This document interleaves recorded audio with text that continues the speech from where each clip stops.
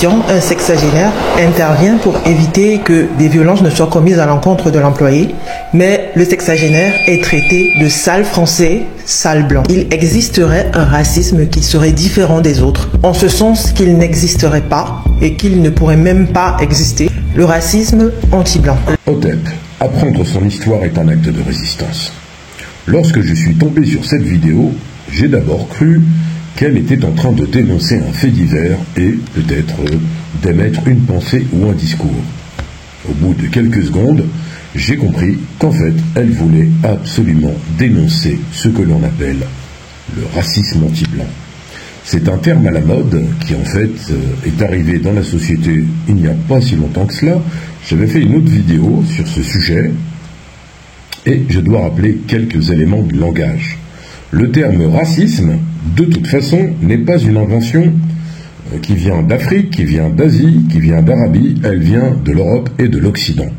C'est un système de hiérarchisation des races qui a été créé en Europe et qui plus est a émis cette idéologie que les majoritaires, ce qu'on appelle le cas échéant les privilégiés, peuvent discriminer des minorités sur leur territoire ou des populations qui seraient, entre guillemets, dépourvues de ces privilèges. Oui, c'est un peu schématique.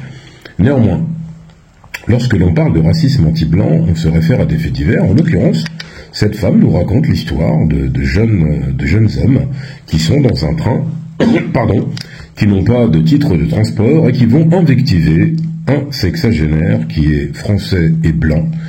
Ces jeunes hommes, apparemment, de ce que je comprends, seraient noirs et l'insulteraient de sale français et de sale blanc.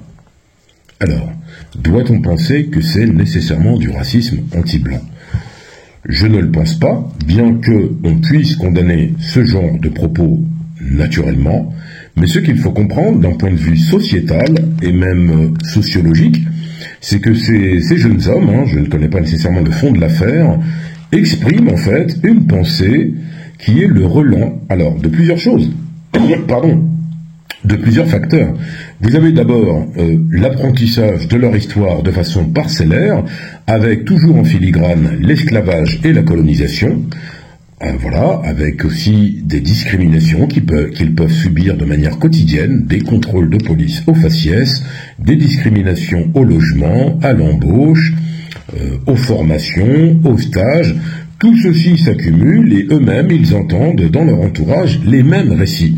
Cela construit un état d'esprit qui fait que l'on se sent discriminé quasiment de façon permanente et que l'on identifie les personnes qui n'appartiennent pas à sa communauté comme des personnes qui nous discriminent et donc on veut, par, entre guillemets, réciprocité, donner du sale blanc à un blanc.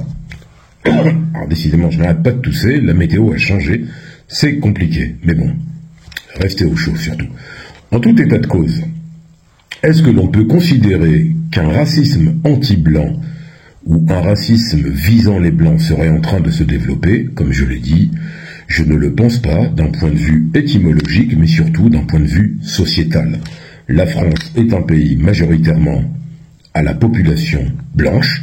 Cela ne changera pas, même si les gens de l'extrême droite ont tendance à vouloir faire peur à toute la Terre en disant qu'en 2050, il y aurait 3 milliards d'immigrés et qu'il y aurait des mosquées tous les 20 mètres.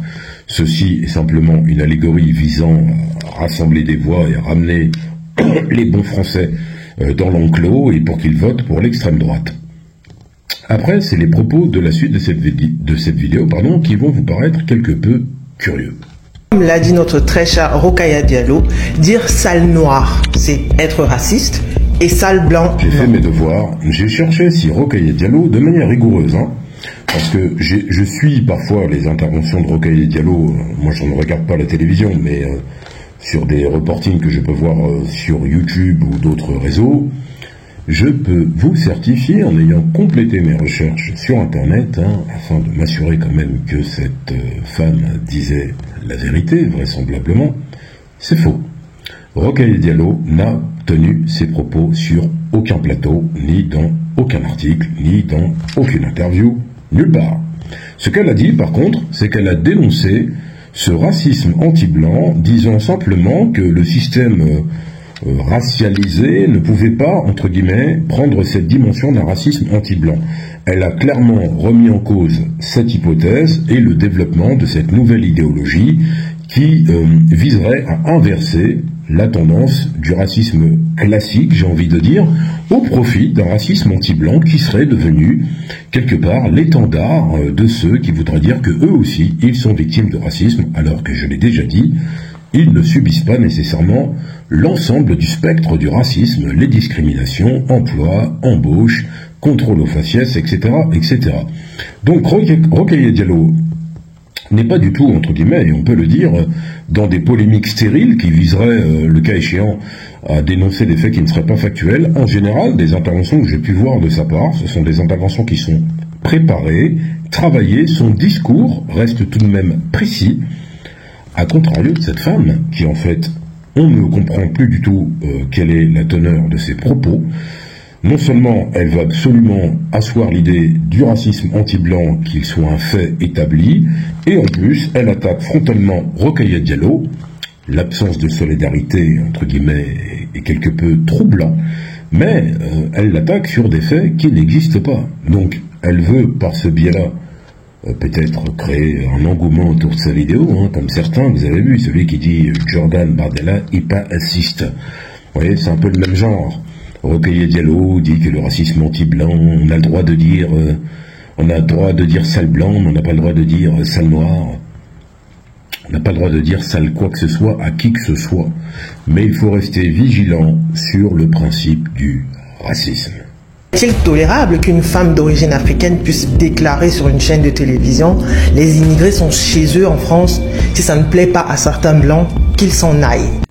Je suis toujours perplexe avec ce type de propos. Premièrement, elle désigne Rokhaya Diallo comme une femme d'origine africaine. Elle la stigmatise donc sur son origine. Ne sait-elle donc pas que Rokhaya Diallo est de nationalité française? Je vois venir les patriotes et les fachos qui vont me dire en commentaire, oui, mais elle n'est pas française, etc., etc. Elle s'exprime en français, a fait ses études en France, a été éduquée à l'école française, liberté, égalité, fraternité, la République, etc. C'est une Française, que vous le vouliez ou non. Donc déjà, cette femme, entre guillemets, pointe Rokhaya Diallo sur le fait que ce soit une femme d'origine africaine, la renvoie à ses origines, au lieu de dire qu'effectivement, sur un plateau de télévision où Rokhaya exprime un point de vue dans un débat critique, où d'autres personnes, dont cette femme ne parle pas du tout, émettent des avis différents, argumentés de manière quelque peu curieuse, parce que je les ai regardés, j'ai fait cet effort. Maintenant, elle finit avec une phrase extraordinaire. Rokhaya Diallo aurait dit, en gros, il n'y a pas de racisme anti-blanc, mais par contre, non, si les blancs sont pas contents, les immigrés ils sont chez eux, les blancs ils ont qu'à partir. Là aussi, j'ai fait mes devoirs, j'ai pas trouvé. Si vous trouvez que Rokhaya Diallo a dit cela quelque part, mettez-moi les références en commentaire, je me ferai plaisir d'aller voir, je ferai un mea culpa en vidéo en expliquant et en commentant ce que j'ai vu, mais attention, ne sortez pas les phrases des contextes, certes je ne l'ai pas trouvé, si ça existe, il me faut le contexte, c'est-à-dire il ne faut pas se contenter de me dire qu'elle a dit ça, parce que Rokhaya Diallo n'est pas, entre guillemets, suicidaire, au point d'arriver sur un plateau et de déclarer de façon, entre guillemets, tout à fait factuelle, comme ça. Voilà, les Blancs, ils ont qu'à partir, les Français, parce que les immigrés, ils sont chez eux. Alors déjà, je vois mal Rokhaya Diallo adopter ce discours, puisque dire « les immigrés sont chez eux », c'est un discours qui ne serait pas nécessairement, entre guillemets, audible et qui ne correspondrait pas surtout à ce que j'ai pu entendre de la part de Rokhaya. C'est-à-dire qu'en fait, comme je l'ai dit, elle argumente en général ses discours et les construit de manière à dénoncer justement un système racialisé qui discrimine le plus souvent les populations noires ou immigrées ou africaines ou asiatiques, etc., etc. En tout état de cause, les Tanguy David et consorts ne cesse pas de pulluler. Cette femme, je ne sais pas à quoi elle sert, je parle pas de Rokhaya Diallo, je parle de celle-là qui parle. Je ne sais pas à quoi sert sa vidéo, je ne sais pas quel est le but. On voit clairement que dans son propos, il n'y a pas de construction. On ne sait pas qui c'est. Une journaliste, une politologue, certainement pas. Je ne sais pas. je pense que c'est, comme malheureusement le cas, des personnes qui veulent absolument se faire bien voir, des gens de l'extrême droite, en pensant qu'en attaquant Rokhaya Diallo, ou en voulant absolument dénoncer un racisme anti-blanc, on va peut-être avoir des cartes de séjour, ou alors des papiers, ou je n'en sais rien, un appartement.